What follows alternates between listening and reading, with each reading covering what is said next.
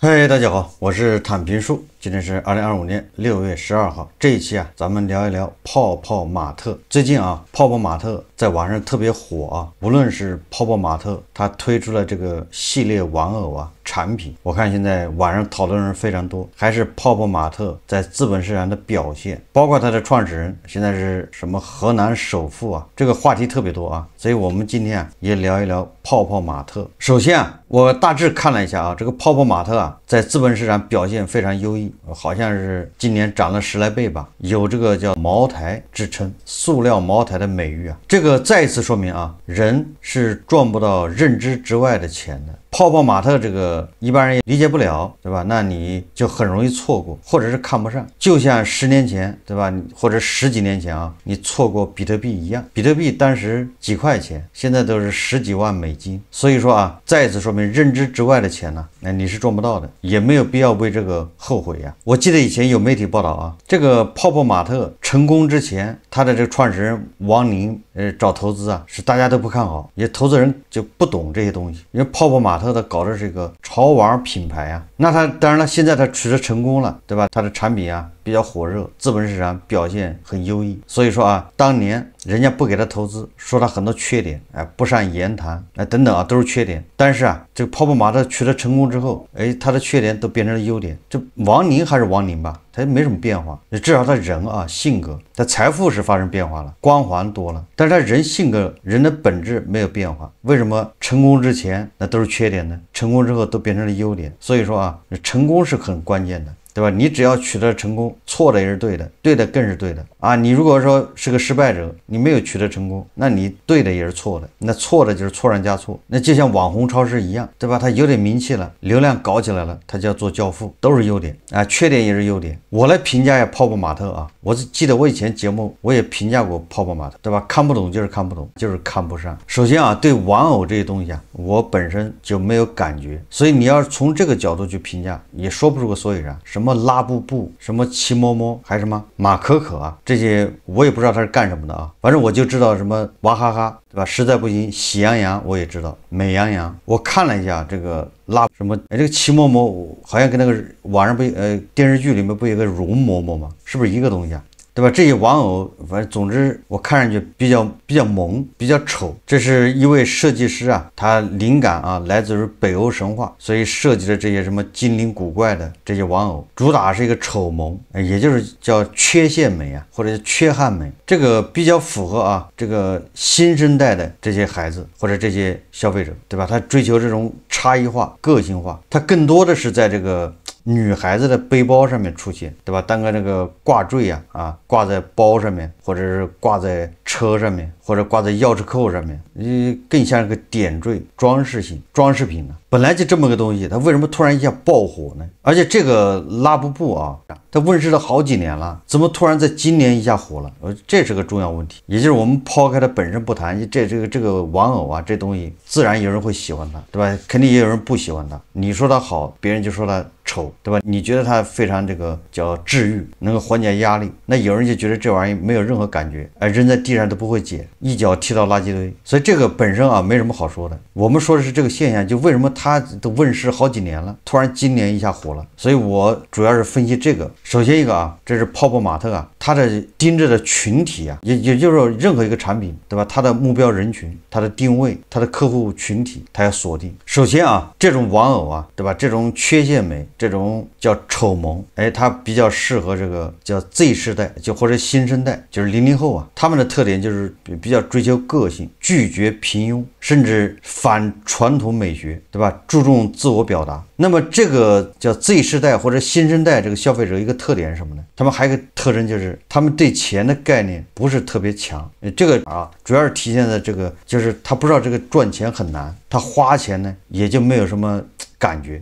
他不像这个什么90后啊，哎，他们小时候都知道这个钱不好赚，因为跟家长要钱呢，家长说，哎，赚钱难呢，你也节约啊，不能乱花呀，对吧？想买个玩具，家长的限制啊。70后基本上没有玩具啊。70后说玩具那是极少数，城市家庭里面也是极少数，对吧？农村家庭70后玩具就是和泥巴，尿尿和泥巴，玩具这是自己做啊，各种枪，各种弹弓，那个弹弓啊。80后好恐怕有一些简陋的玩具有吧，但恐怕主要还是自己做手搓玩具啊。那90后呢？90后买玩具，那父母肯定也不会由着他买，从小就灌输啊要节约，赚钱不容易。到了00后就不一样了啊，00后大家也知道。这个那时候经济发展比较快，很多他们的家长赚钱也比较容易，所以对小孩买玩具这些，可以说啊不夸张的说，很多小孩是伴随着玩具啊一起长大的，就是玩具陪着他长大。很多孩子的一屋子的玩具啊，有很多小孩专门拿一个屋子放那些玩偶玩具都摆不下。我记得啊，这个美国啊不是打这个贸易战吗？然后第一个受损的就是美国的孩子，因为他们的玩具要涨价。那特朗普还说了，哎，你们这个美国的儿童啊，一年要少买几个玩具了。所以说这个新生代他一个特征就是他也不知道这钱难赚，因为他小时候他也没缺过钱，然后就是买，喜欢就买，而且他得及时满足，他不能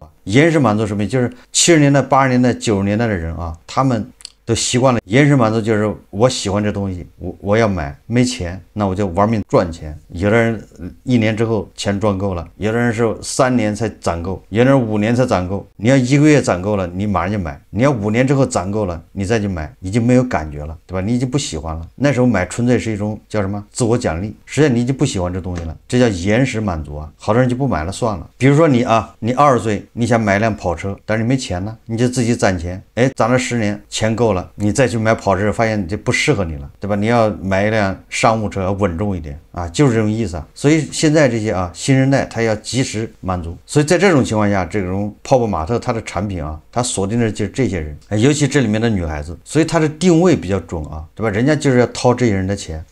第二个就是泡泡玛特它的这个类似赌博机制啊，就是它是盲盒机制啊，开盲盒。当然了，我不知道它这个拉布布是不是也这么卖啊，也就是你买一个，你也不知道里面到底是什么。总之这个泡泡玛特它就以开盲盒而出名的，那开盲盒就带有赌博性质，对吧？也满足了这种符合这个新生代他们，对吧？这种赌一把的心理。哎，不像以前人就是你赚钱难，所以你需要确定性，对吧？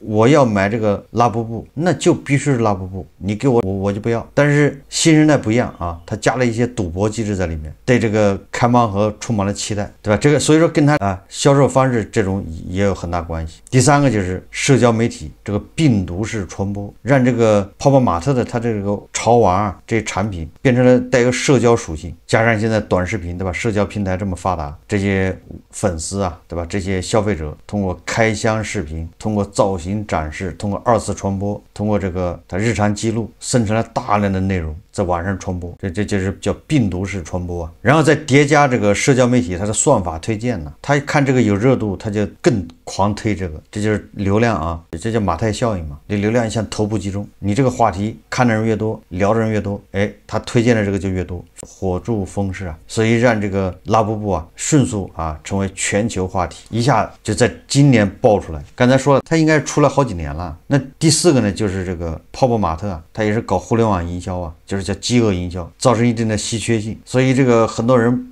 很多粉丝很多消费者跑到线下店去买，没有；线上买没有，你得加价，对吧？就出现那黄牛呢跟着炒价，黄牛是要炒这个来赚钱的，所以他就更加推动这个话题，推波助澜。我看这个网上有报道说有人拍卖一个拉布布，反正什么我也不知道那是什么玩意卖了100多万。就一个毛绒玩具要卖100万，对吧？你非要说它有收藏价值，那就一个愿打一个愿挨吧，跟那个天珠一样，和那个和田玉也一样，对吧？你喜欢就行。我觉得这里面最重要的是有人在里面种草，就是有人在里面推波助澜。至于他为什么要推波助澜，这我不知道，对吧？他各种原因什么人推波助澜呢？就是一般老登。你比如说搜狐那个张朝阳，他就在炒作这个拉布布话题，他也喜欢。我今天看了一下报道说那个360的周鸿祎周大叔他也喜欢拉布布，我还没看别人我随便看了一眼。完了这个以前的电视节目主持人李湘，他也在宣传这个拉布布。按理来说这些人都不是拉布布的这个目标人群，但是为什么这些人要炫这个呢？我刚才说就这些人推波助澜，那这个话题就更热当然不仅是他们还有别人我在想这些中老年人，他按理来说他不是这个拉布布的目标用户啊，那他们怎么喜欢呢？我们不能不说，一方面是我们往好处想啊，就是这些中老年人他叫与时俱进，对吧？要跟年轻人拉平，那不能跟年轻人有太大的代沟啊。所以年轻人喜欢什么，他就玩命的也要去喜欢，让自己适应。这是一种，这叫与时俱进啊，这是叫积极向上，对吧？不想与时代脱节，反映的是这么一个积极向上的啊，这么一个心态。这是从好的方面说啊。真正的心理现象啊，我认为这是一种叫补偿机制。什么叫补偿机制？就是这些人小时候啊，也是玩具匮乏，就没有这些东西，在他小的这个年纪啊，青少年时期没有得到满足，这叫成人伤口。所以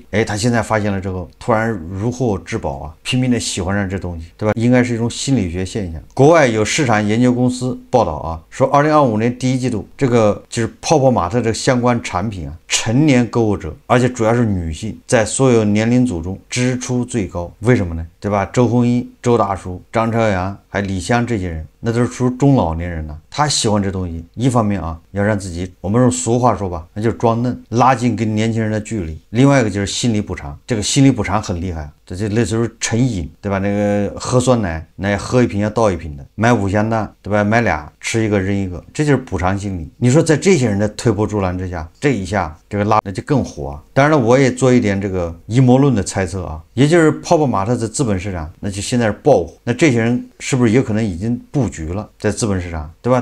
这个话题越热越火，泡泡玛特在资本市场这个表现越好，那他们的收获就越大。泡泡玛特啊，它目前它这个股价表现啊，它像极了银行股，也就是先进来的人啊，人家拼命的讲故事，拼命的炒作，炒作的目的就是让你来接盘，你要不接他接着炒，一直要炒到你接为止，你不接他就炒，还要炒，就是这个热度啊，一直保持到什么时候？保持你的把他筹码接完了，那就各回各家，各找各妈，对吧？天要下雨啊，娘要嫁人，由他去吧，曲终人散。但是你记住了，你只要没人去接啊，你大家都不去接，他就接着炒，接着讲这故事。所以说这东西跟拉布布本身没有关系，任何一个东西它都具备这个价值。你比如说邮票，它也可以炒，天珠也能炒，对吧？和田玉也能炒，总之它吸引你注意，吸引一帮人去接盘。那你说作为一个塑料产品、毛绒产品，它有什么收藏价值，对吧？你要这么说的话，那邮票那么一张纸有什么收藏价值？那所谓的天珠啊、和田玉，它都是一个逻辑啊，什么价值啊？情绪价值，对吧？你信就好了，你喜欢就行了，它没有真正意义上的价值，它是一种情绪价值。有银行啊，好像是江苏还是浙江的什么银行，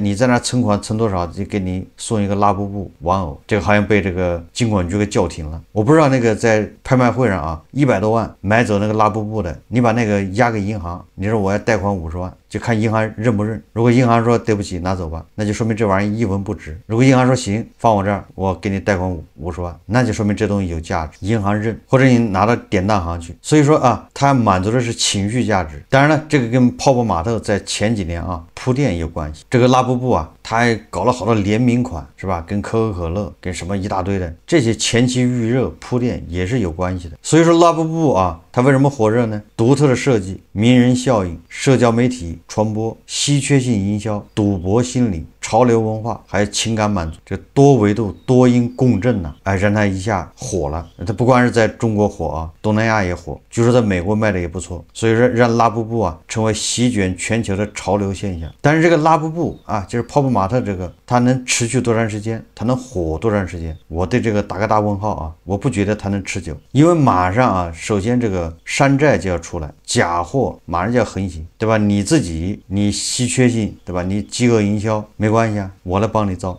它毕竟跟手机还不一样，对吧？跟那个苹果手机不一样，跟那个小米也不一样，那它不太好造啊。山寨出来也容易被人发现，你这个玩偶，对吧？你毕竟没有什么独特的技术和门槛，所以马上啊，假货横行。真假难辨，跟那个和田玉一样，所以你在那儿花钱处心积虑的收藏，到时候一文不值。最后就是塑料的价格，该多少钱多少钱。泡泡玛特要长期这么火下去，它的股价也维持这么高，它就得不停的讲故事，它得不停的出新的产品。要说到收藏啊，大家可以搜一下这个君子兰，你看当年在中国有多火，后来呢一地鸡毛。泡泡玛特这个现象啊，再次说明当下这个移动互联网的流量啊，这个社交媒体平台这个高度发达，只要你运作的好，只要你这个定位精准呢，很容易在网上引起公正，那这个叫泼天的流量一下就来了。这个在过去是不可想象的啊，过去很难想象，对不对？它就是说很容易一个明显的爆点，就在某一时刻突然爆了，引爆，而且它那个爆啊，它没有这个先后，比如说先从美国火，再到中国，再到欧洲，它不是这样的，